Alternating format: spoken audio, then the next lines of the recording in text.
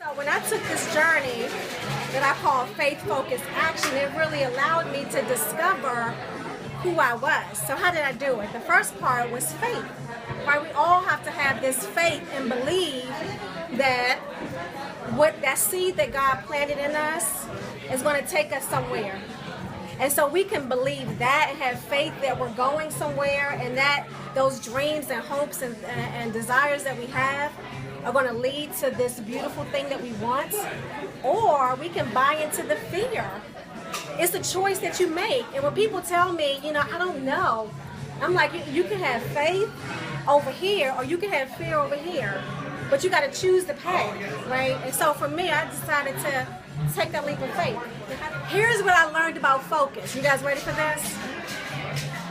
I had never run a day in my life. The first day we started, we had to run 3 miles. That was a big chore for me. But I learned 3 additional valuable lessons that I applied to my business 14 years later. Number 1, you gotta start where you are. Because see, if I had looked at the fact that I had never exercised, never worked out, hadn't considered running before, I would have never signed up, let alone run a full 26.2 miles. And that's what you guys have to think about as entrepreneurs. You got to start where you are. Number 2, you got to show up.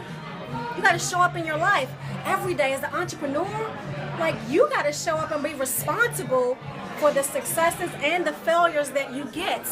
I had to show up every week to run first 3 miles, and then 4, and then 10, 11, 12. Just imagine me that had never run 3 miles, now I'm running double-digit miles. I had to show up.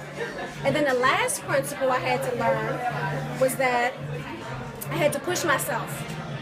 And that's what you guys have to do as entrepreneurs or aspiring entrepreneurs. You got to push yourself every day, because nobody is going to do it. Nobody's going to call you on the phone and say you need to do this. Nobody's going to say, did you make that next phone call? Nobody's going to say you need to study so that you can grow to that next level. Nobody's going to do it. So you got to do it yourself. Does that make sense?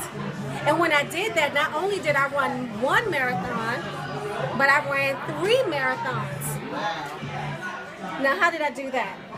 It's the last principle, which is called action. I had to get into action. That's what you guys have to do. You got to get into action. Now, most people can start, but how do you stay in action? How do you be that person that show up at the gym January 1st and then stay at the gym December 31st? How do you stay how do you stay in action with your business when things are falling apart all around you? Can you guys relate to that? I know I can. How do you stay in action? And it's what I had to do when I ran that marathon. I had to get leverage. It's what I did when I walked away from my job back in 2008. I got leverage. What is leverage? It's that motivation. It's why you're doing what you're doing. And guess what? That motivation comes from within. See, a lot of times people are looking at motivation all around them.